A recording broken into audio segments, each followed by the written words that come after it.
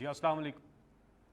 وعلیکم السلام. جی میں سعدیہ سہار بات کر رہی ہوں سیالکوٹ سے. جی جی میں پی ایم صاحب سے بات کرنا چاہتی ہوں. جی سن رہا ہوں. جی پرائم منسٹر صاحب، میرا بچہ 5 سال کا ہے جسے تھیلیسیمیا ہے. میں اس کے علاج کے لیے ساتھ پروگرام پر بھی اپلائی کر چکی ہوں، مگر اس کا رپلائی نہ جانے کب آئے گا. میرے بچے کو علاج کے لیے امیڈیٹ ٹریٹمنٹ کی ضرورت ہے. میں اپنا گولڈ سیل کر چکی ہوں، 2 دفعہ کراچی جا چکی ہوں، مگر اتنا ایکسپینسو علاج میں افورڈ نہیں کر سکتی. میں آپ سے ریکویسٹ کرتی ہوں کہ آپ پلیز میرے بچے کے ٹریٹمنٹ کے لیے میری ہیلپ کریں. جی یہ تھیلیسیمیا کا بالکل آپ ٹھیک کہتی ہیں، یہ ایک ایسی بیماری ہے جو ماں باپ کے لیے، بچوں کے لیے تو ہے ہی، لیکن ماں باپ کے لیے بہت بڑا عذاب ہے، اور مجھے اس کا پورا ایکسپیرنس ہے. تو انشاءاللہ میں آپ کا نوٹ کر لیں گے، آپ کو جو بھی ہم کر سکے کریں گے جی آپ کے لیے. جی پرائم منسٹر صاحب، اس سے ملتا جلتا ایک اور سوال آیا. انہوں نے بھی بتایا کہ حالات ایسے نہیں ہے کہ وہ افورڈ کر سے. یہ سوال سوشل میڈیا پر ایک نہیں کئی دفعہ آیا ہے کہ یہ بتائیں کہ مہنگائی جو ہے اس پہ کیسے قابو پائیں گے. مہنگائی جو ہے اس سے ہمارے بہت برے حالات ہیں، اور ہمیں آپ میں امید تو نظر آتی ہے، لیکن مہنگائی جو ہے وہ کم نہیں ہو رہی. میں اپنی قوم کے سامنے پہلے بھی اس کے بار بار جواب دے چکا ہوں.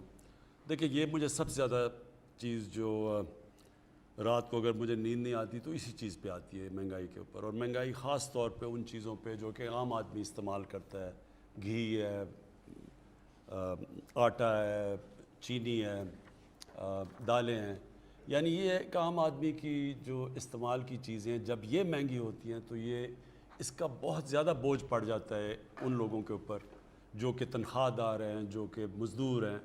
اور یہ ایک قوم جو اپنے ان لوگوں کا دھیان نہ رکھ سکے وہ سویلائز قوم نہیں ہوتی. میں کبھی بھی ایک قوم کو، اگر آپ نے جائزہ لینا ہو نا کہ قوم کتنی سویلائز ہے، مہذب معاشرہ کیا ہے، تو جتنی اس میں زیادہ انسانیت ہوتی ہے. کبھی بھی آپ ایک قوم کے امیر لوگ کیسے رہتے ہیں اس پہ قوم کے اوپر نہ فیصلہ کریں کہ وہ قوم کدھر کھڑی ہے، اس کے غریب لوگ کیسے رہتے ہیں. تو میرے لیے یہ سب سے بڑا رائے ہے، کیونکہ یہ مہنگائی ایک ایسی چیز ہے، اور خاص طور پہ یہ جو کھانے پینے کی چیزوں پہ. لیکن میں آپ کو صرف یہ یقین دلانا چاہتا ہوں کہ یہ جو ہم اس کا طریقہ سب سے بڑا یہ ہے کہ ہم اپنا جو ایگریکلچر ہے، زرعی اصلاحات صحیح کریں، کسانوں کی مدد کریں تاکہ پیداوار بڑھ جائے. جتنی پیداوار بڑھتی جائے گی اتنی مہنگائی آپ کی کھانے پینے کی چیزوں کی کم ہوتی جائے گی. اور اس کے لیے جو ہم اب کسان کارڈ لے کے آ رہے ہیں، یہ بڑی خاص چیز ہے. ہمارا جو تقریباً 65% کسان ہے وہ 5 ایکڑ کی زمین سے کم اس کے پاس زمین ہے. تو چائنا نے بھی جب غربت کم کی تھی انہوں نے ان لوگوں کی مدد کی تھی. اب ان کے پاس اتنے وسائل نہیں ہیں کہ یہ اپنی زمین پہ پیسہ خرچ کر سکیں، پیداوار بڑھا سکیں. تو اس کے لیے ہم کئی قدم اٹھا رہے ہیں. ایک ورکرز ٹرین کر رہے ہیں اس سیکٹر میں، ٹرینڈ ورکرز پرائیویٹ سیکٹر سے لے کے جو جائیں گے اور کسانوں کو نئی ٹیکنیکس کا بتائیں گے، یہ چھوٹے کسانوں کو.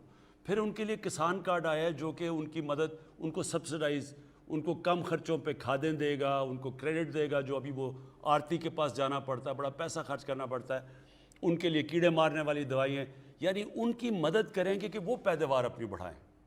تو اس سے ہوگا جیسی جیسی پیداوار بڑھتی جائے گی چیزوں کی قیمتیں ویسی نیچے آ جائیں گی. اگر ہم گندم کی پیداوار 10% بھی بڑھا دیں تو پاکستان میں اتنی گندم ہو جائے گی کہ ویسے ہی آٹے کی قیمت سٹیبل ہو جائے گی جا کے. تو میں لیکن آپ کو اس کی 2-3 وجوہات ہیں. ایک تو یہ ہے کہ ہمارے پاس کمی ہو گئی پچھلے سال گندم کی. 40 لاکھ ٹن گندم ہمیں باہر سے امپورٹ کرنی پڑی. باہر گندم زیادہ مہنگی تھی، اور میں جب گندم مہنگی ہوتی ہے باہر سے تو یہ ہو ہی نہیں سکتا کہ پاکستان کی گندم مہنگی نہ ہو، یعنی ہمارا آٹا مہنگا نہ ہو. دوسری چیز یہ جو ہم چیز کر رہے ہیں آپ کے کسانوں سے سیدھا ڈائریکٹ اٹھا کے ریٹیل، یعنی جو شہروں میں ان کی پیداوار آئے، اس سے بہت زیادہ قیمتیں نیچے آ جائیں گی. یہ بھی ایک طریقہ ہے. اس میں ایک سٹوریج علیحدہ ہو تاکہ وہ اپنی چیزیں سٹور کر سکیں. ٹرانسپورٹیشن ہے. پھر وہ ڈائریکٹ یعنی جو بیچ میں پیسہ بنتا ہے وہ نہ بنے، وہ کسان کا بھی فائدہ ہو اور سستی چیزیں ملے شہر میں. لیکن میں آپ کو صرف ایک چیز بتانا چاہتا ہوں کہ 1 سال میں دنیا میں کیا ہوا ہے. اب ہم جو چیز امپورٹ کرتے ہیں وہ تو باہر سے آتی ہے. اور اس ادھر کیا ہوا ہے, جون 20 سے لے کے مئی, اس سال کی مئی تک, یعنی پچھلی جون سے لے کے اس مئی تک تقریباً 1 سال میں تیل کی قیمت 100% بڑھ گئی. یعنی کہ ایک وقت پہ تیل تھا تقریباً 34 روپے کا اور اب پہنچ گیا ہے تقریباً 67 روپے کا. تو پاکستان میں تیل اس دور پہ کتنا بڑھا, کیونکہ ہم نے پوری کوشش کی کہ لوگوں کے اوپر نہ اس کا اثرات جائے. اگر ہم تیل بھی 100% پیٹرول اور ڈیزل بڑھا دیتے تو ساری ٹرانسپورٹ مہنگی, ہر چیز مہنگی ہو جانی تھی. ہم نے صرف 11.18% تیل بڑھایا ہے, جبکہ دنیا میں وہ 100% بڑھا ہے 1 سال میں. پھر پام آئل, یہ جو گھی مہنگا ہو گیا. گھی دنیا کے اندر, کیونکہ ہم باہر سے سارا ہمارا پام آئل پتہ نہیں 4.5 ارب یا 5.5 ارب کی ہمیں امپورٹ کرتے ہیں پام آئل کی, تو دنیا میں پام آئل بڑھا ہے 70%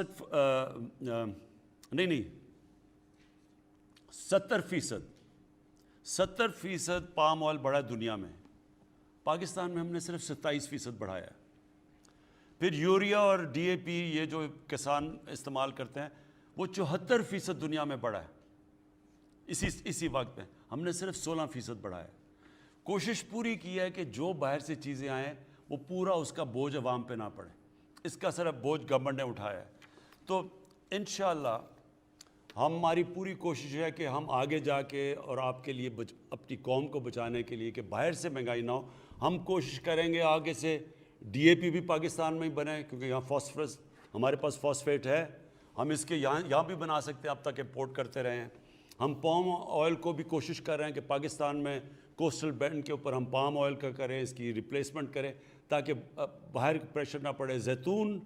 زیتون سارے اس وقت پختونخوا اور بلوچستان کے شمال میں ہم پوری کوشش کر رہے ہیں کہ وہاں زیتون کا انقلاب آ جائے. یعنی جتنی زیتون کی پلانٹیشن ہوئی ہیں, کروڑوں درخت لگایا ہم نے, اور کوشش یہ ہے کہ وہ بھی ہمارا جو کوکنگ آئل ہے اس میں ہماری مدد کرے, اور بھی اس کے ایکسپورٹ بھی ہم کر سکتے ہیں. تو ہم پوری کوشش کر رہے ہیں کہ انشاءاللہ آنے والے دنوں میں قیمتیں اوپر کے بجائے اوپر جانے کے نیچے آئیں. جی, آپ کی کال کا سلسلہ جاری ہے. ایک چیز آپ سے درخواست یہ ہے, کیونکہ بہت سے لوگ کال کرنا چاہتے ہیں لیکن ان کی کال نہیں ملتی, وقت کم ہوتا ہے. آج ہم نے یہ کیا ہے کہ پروگرام ختم ہونے کے بعد بھی آدھا گھنٹہ آپ کال کر سکتے ہیں. ہماری یہاں پہ پی ایم آفس کی جو ٹیم ہے وہ موجود ہوگی, اور آپ کی جو بھی شکایات ہوں گے, یہ آپ کی کنسرنز ہوں گے, ان کو وہ نوٹ کر لیں گے اور پھر آپ کو کال بیک کریں گے. اگلے کالر ہمارے ساتھ کون ہے؟ جی السلام علیکم. السلام علیکم جی, میں وحید احمد بات کر رہا ہوں, لاہور میں ابھی موجود ہوں. اور میرا تعلق آل پاکستان فوڈ ایکسپورٹر ایسوسیشن سے ہے, اور سبزی اور پھل ہم ایکسپورٹ کرتے ہیں. اور اللہ کا شکر ہے کہ ہم نے 2019-20 میں 12.5% انکریز کی ہے, اور انشاءاللہ تعالیٰ آپ نے کیوں کی ایکسپورٹ کا ریکارڈ قائم کیا ہے. بات یہ کہ یہ باتیں تو ہم ایکسپورٹ کر رہے ہیں سب کچھ. ابھی میں بات بھی سن رہا تھا آنریبل پرائم منسٹر صاحب کی کہ جب تک ہم ہیل نہیں بڑھائیں گے تو ہماری مہنگائی کم نہیں ہوگی. اگر ہیل بڑھے گی تو ہماری ایکسپورٹ بھی بڑھے گی اور ہماری لوکل جو پرائس ہے وہ بھی کم ہوگی. تو ہم یہ چاہتے ہیں کہ ہم نے جو ہارٹیکلچر ویژن 10 سال کا پلان بنایا ہے, جس میں ہم کہہ رہے ہیں کہ پاکستان کی ایکسپورٹ آج $730 ملین کی ہے, اس کو کس طریقے سے 2 سال میں 1 ارب, 5 سال میں 2.5 ارب اور 10 سال میں کس طرح 6 ارب, اور لوگوں کو جاب جنریشن بھی ادھر ہوگی. جتنا ایگریکلچر میں اپارچونیٹی ہے جاب جنریشن میں, دوسرے سیکٹر میں نہیں ہے. تو ابھی ہمیں تو لگ رہا ہے کہ ہم ایکسپورٹ بڑھ رہے ہیں, مگر ہماری فروٹ اینڈ ویجیٹیبل کی باسکٹ بہت چھوٹی ہے. ہمیں پروڈکٹ ڈیولپ کرنا پڑے گا, اور اس سے کیا ہوگا, ہماری ہیل جب بڑھے گی. میں آپ کو مثال مینگو کی, اگر پاکستان میں 1 ایکڑ میں ہم 3.5 ٹن نکال رہے ہیں, دنیا 15 سے 20 ٹن نکال رہی ہے. سیب جو ہے 1 ایکڑ میں جو ہم اپنا 1 ٹن نکال رہے ہیں, دنیا اس میں 10 ٹن نکال رہی ہے. ہم بہت پیچھے دنیا سے. میرا یہ کہنا ہے کہ ہم اپنی ریسرچ اینڈ ڈیولپمنٹ کو فوکس کریں اور نیو ورائٹیز پہ کام کریں.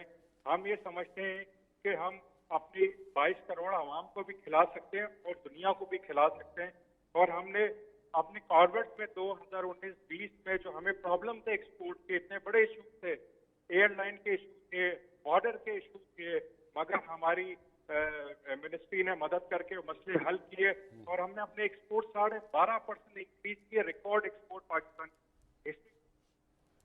जी आपकी जो ये बात आपने कही कि रिसर्च करनी चाहिए, हमें देखना चाहिए कि पाकिस्तान में और कौन से हम वेजिटेबल्स उगा सकते हैं। अब देखें ना, जैतून है, अब ये हमें क्यों नहीं समझती कि हमारे मुल्क में जितनी जैतून की पोटेंशियल है हम दुनिया को एक्सपोर्ट कर सकते हैं, और वो बेहतरीन ऑयल है। जैतून का जो तेल है वो महंगा सबसे ज़्यादा है वो। तो अब एकदम फैसला पख्तूनख्वा में हुआ और अब ये सारी जगह जैतून लगना शुरू हो गया, और इंशाल्लाह आप देखेंगे 2-3 साल के अंदर हम उस पोजीशन में आ जाएंगे कि जैतून एक्सपोर्ट कर सकते हैं। उसी तरह एक जो सब्जियों में जो सबसे, जिसको किंग ऑफ वेजिटेबल्स कहते हैं, वो है एवोकाडो। अब पाकिस्तान में बेहतरीन जगह है एवोकाडो लगाने की। मैंने अपने घर में लगाए हैं, तो मैं तो हैरान हो गया कि जिस तरह के वो एवोकाडो हो गए। अब हम ये सारी जगह लगा सकते हैं। वो सबसे महंगा फल है, वैल्यू एडेड है, हम ये बेच सकते हैं। मेरा कहने का मकसद ये है कि हमारे मुल्क में 12 मौसम है, 12 क्लाइमेटिक जोन्स हैं हमारे, हम कोई चीज़ भी उगा सकते हैं। यानी दुनिया में जो चीज़ें, हमें कोई ज़रूरत ही नहीं कोई चीज़ इंपोर्ट करने की। मसला ये है हमने कभी इसके ऊपर तवज्जो नहीं दी। अब हम पूरी तरह इन चीज़ों के, मसलन शुगर बीट है, ये एक शुगर केन को कई जगह पर रिप्लेस कर सकती है, पानी भी कम लेती है, कम टाइम में तैयार हो जाती है। और हम जब गन्ना है वो ज़्यादा महंगा है, उसके पानी ज़्यादा इस्तेमाल होता है, ड्यूरेशन लंबा है, कभी किसी ने इसके ऊपर तवज्जो नहीं दी। इंशाअल्लाह हमारा पूरा काम हो रहा है कि अगर हमने अपने लोगों को, हमारी बढ़ती हुई आबादी है, इनको खिलाना है, तो नई नई चीज़ें लानी पड़ेंगी, नई सोच आनी पड़ेगी। और फिर इसमें रिसर्च, जो आपने असल बात की कि हमारा अच्छा भला एक वक्त पे फैसलाबाद की जो एग्रीकल्चर यूनिवर्सिटी थी वो बड़ी मानी जाती थी, उसमें बड़ा ज़बरदस्त काम था। आहिस्ता आहिस्ता रिसर्च भी ख़त्म हो गई, सीड डेवलपमेंट पे, बीजों के ऊपर भी काम नहीं किया।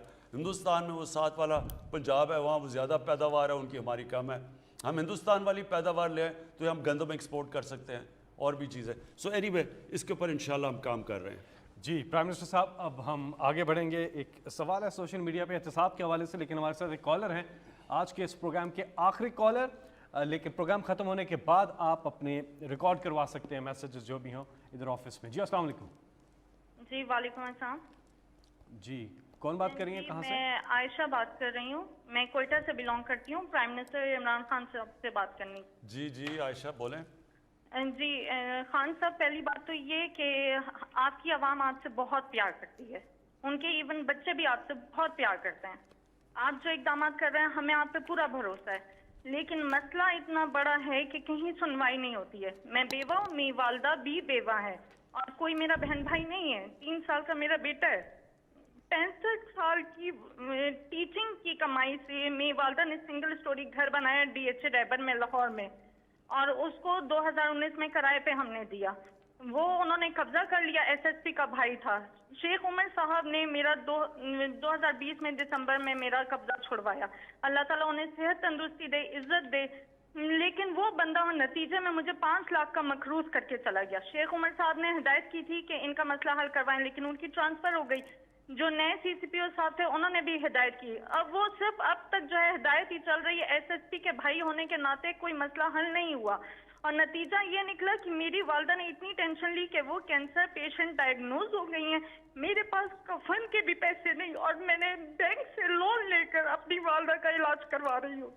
आप मुझे बताएं, बच्चे को पालूं, पैसे लोगों के दूं मैं लोन के पैसे दूं? कम से कम मेरे पैसे तो मुझे दिलवाए, मैं क्या करूं? और कम से कम सोसाइटी इतनी बड़ी है, उसको इस चीज का पाबंद बनाएं कि जिस तरह अस्करी सोसाइटी वो रेंट के मामलात को देखती है, तो ये भी रेंट के मामलात देखे। और कम से कम आप चीफ जस्टिस को हमारी अपील पहुंचाएं कि हमें किस बात की सजा दी जाती है, क्यों स्टे दिया जाता है ऐसे लोगों को, किस बात का स्टे दिया जाता है। मैं, आप यकीन करें, कोविड में कोयटा से लाहौर पूरा 1 साल में हॉस्टल में ख्वार होती रही। पूरा 1 साल एक कमरे में हॉस्टल में अपनी वालदा और बच्चे के साथ में रही हूँ कि मेरा घर किसी तरह छूट जाए, लेकिन कुछ नहीं होता था। आपके नुमाइंदों के पास भी मैं गई, जलील होती थी मैं। جی دیکھیں، یہ میں نے اپنے پچھلے 30 سال میں کتنی دفعہ اس طرح کی کہانیاں سنی ہیں، اور یہ آپ بات ٹھیک کہہ رہی ہیں کہ ہمارا جو سسٹم ہے، جو انصاف کا نظام ہے، وہ آہستہ آہستہ کام کرنا چھوڑ گیا. اور وہ جو انصاف ہوتا ہے نا جی، میں آپ کو پہلے سمجھا دوں انصاف ہوتا کیا ہے. انصاف تو کمزور کو چاہیے ہوتا ہے، طاقتور تو اپنے آپ کو قانون سے اوپر چاہتا ہے کہ قانون اس کے لیے ہو نا. یہ جو سارا مافیاز ہیں پاکستان میں، جو اس وقت سب اکٹھے ہوئے ہیں کہ کسی طرح یہ گورنمنٹ چلی جائے، ان کی کیا مسئلہ کیا ہماری گورنمنٹ سے؟ ان کا مسئلہ یہ ہے کہ یہ قانون کے اوپر رہنا چاہتے ہیں، اور اگر یہ قانون کے اوپر رہتے ہیں تو یہ ملک آگے اس لیے نہیں بڑھ سکتا کیونکہ کوئی بھی دنیا میں جس ملک میں قانون کی حکمرانی نہیں ہوتی وہ ملک آگے نہیں بڑھ سکتا. جتنے بھی ملک آگے بڑھے ہوئے ہیں، کیونکہ جس کا بھی واسطہ پڑا ہے باہر ایڈوانسڈ سویلائزڈ ترقی یافتہ ملکوں کو دیکھنے کا، تو ان میں ایک چیز ہوتی ہے قانون کی حکمرانی. کوئی قانون کے اوپر نہیں. وہاں مافیاز نہیں کام کر سکتے، وہاں قبضہ گروپ نہیں چل سکتا، وہاں آپ کو سفارشیں نہیں چاہیے ہوتی. آپ کو پرائم منسٹر کو ٹیلی فون کر کے نہیں بتانا پڑتا کہ جی میرے گھر کے اوپر قبضہ ہوا ہے اور کسی طاقتور نے، اور ہم ہیں بھی، اور اگر کوئی آدمی بھی نہیں ہے گھر میں مدد کرنے والا تو ان کا کیا بنتا ہے. یہ ساری جو جنگ ہے، جو اس کے لیے میں پولیٹکس میں آیا تھا، انصاف کی تحریک، اس ملک میں کمزور کی حفاظت کرنے کے لیے، کمزور کو اور طاقتور کو قانون کے نیچے لانے کے لیے یہ سٹرگل ہے. یہ ساری جو پی ڈی ایم ہے یہ چاہتی ہے ہم قانون کے اوپر ہو، ہم جو مرضی کریں. کیسز پرانے بنے ہوئے ہیں لیکن ہم ان کو معاف کر دیں، نہیں تو گورنمنٹ کرا دیں گے. یہ بھی وہ شوگر مافیا ہے، انہوں نے کہا جی ایف آئی او کون ہوتی ہے ہمارے اوپر کرنے کے لیے. وہ انہوں نے جب شوگر ایسوسی ایشن نے ایف آئی او کو خط لکھ دیا کہ تم اگر کرو گے ہم چینی کی قیمتوں پر بڑھا دیں گے اگر ہمارے اوپر کارروائی کرو گے. یہ ہر جگہ لوگ بیٹھے ہوئے ہیں. یہ جد و جہد ہے. دیکھیں انصاف کی تحریک ہوتی ہے، انصاف کے لیے قوم کو آزادی کی جنگ لڑنی پڑتی ہے ان مافیا سے، اور یہ ایک جہاد کا نام ہے. یہ اللہ کا حکم ہے کہ میری زمین پہ انصاف قائم کرو. میرا آپ سے یہ وعدہ ہے کہ میری پوری کوشش ہے، جب تک میں اقتدار میں ہوں، جب تک میں نہیں بھی ہوں، میں اس کے لیے لڑوں گا. ہم نے پورے اپنے جو سارا انصاف کا نظام ہے، عدلیہ کے ساتھ بیٹھ کے ریفارمز کے لیے بھی ہم تیار ہیں. اپنے جو ادارے ہیں ان کو بھی ٹھیک کر رہے ہیں. یہ جو اب تک ہمارے آنے سے پہلے نیب کام کر رہی تھی، تو نیب نے کتنے لوگوں کو پکڑا، اور ہمارے صرف 2.5 سالوں میں نیب نے کتنا پیسہ ریکور کیا. میں صرف اس لیے آپ کو بتانا چاہتا ہوں کہ اداروں کو جب آپ مضبوط کرتے ہیں، جب آپ ان کو روکتے نہیں ہیں، تو وہ ادارے کتنے بہتر کام کر سکتے ہیں. جب عدلیہ کے اندر آپ انٹرفیئر نہیں کرتے، ڈنڈے سے چیف جسٹس کو نکالتے نہیں، تو عدلیہ بھی پھر تکڑی ہو جاتی ہے. اسی طرح سارے جو ادارے ہیں جب آپ ان کو اپنا کام کرنے دیتے ہیں تو وہ نظر آ جاتا ہے. کیا میں صرف اس لیے آپ کو پہلے یہ بتانا چاہتا ہوں کہ نیب نے 18 سالوں کے اندر 2017 تک 18 سالوں تک صرف 290 ارب روپیہ انہوں نے وصول کیا تھا جو چوری کا پیسہ ہے. ہمارے 2 سالوں کے اندر نیب نے 484 ارب روپیہ ریکور کیا. اینٹی کرپشن پنجاب نے 10 سالوں میں، جو پچھلے 10 سال تھے نون لیگ کے، اس میں صرف 2.6 ارب روپیہ ریکور کیا تھا.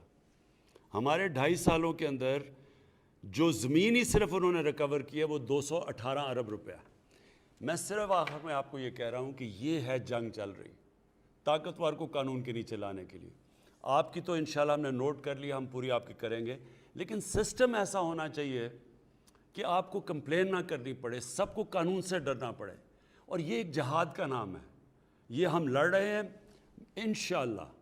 جس طرح جا رہا ہے، جس طرح میں نے آپ کو بتایا کہ یہ طاقتور لوگوں سے پیسے وصول کیے ہیں، یہ کبھی پاکستان میں پہلے نہیں ہوا. اتنے طاقتور لوگ جب جیل میں جا کے پھر دھمکیاں دیتے کہ عمران خان تمہیں بھی ہم دیکھ لیں گے، یہ پہلے کبھی انہوں نے جیلوں کے چکر نہیں لگائے. یہ اس دور میں ہو رہا ہے اور پہلی دفعہ آپ دیکھ رہے ہیں. اور اصل میں یہ چینج یہ ہے کہ طاقتور کے اوپر ہم اڑے ہوئے ہیں کہ ان کو ہم نے قانون کے نیچے لے کے آنا ہے. کسی سے زیادتی نہیں کرنی، کسی کے اوپر غلط کیسز نہیں بنانے، لیکن جو انہوں نے اس ملک سے فراڈ کیے ہیں، چوریاں کی ہیں، ڈاکے مارے ہیں، جرم کیا ہے، ان کو اس جرم کی سزائیں دلوانی. یہ ہم کامیاب ہوتے جائیں گے انشاءاللہ. جیسے ہم کامیاب ہوں گے یہ خود ہی ملک بدلتا جائے گا. یہ جو چھوٹے چھوٹے نیچے قبضہ گروپ بیٹھے یہ خود ہی ڈر جائیں گے سارے, جب انہیں پتہ چلے گا کہ اب کسی کوئی سفارش نہیں چلے گی. یہ قبضہ گروپ اسی کامیاب ہو جاتے ہیں کہ ان کو پولیس کی پروٹیکشن مل جاتی ہے, طاقتور کوئی ایم این اے پروٹیکٹ کر لیتا ہے, اس لیے کام کرتے ہیں. لیکن جب ان کو یہ پتہ چلے گا کہ اس ملک میں کسی قسم کی سفارش نہیں چلے گی, انصاف ملے گا, یہ خود ہی ختم ہو جائے گا سارا جو قبضہ گروپ ہے. جی, جن لوگوں کی کال نہیں مل سکی, آئندہ آپ سے ملاقات ہوگی. اپنا خیال رکھیے گا. پاکستان زندہ باد.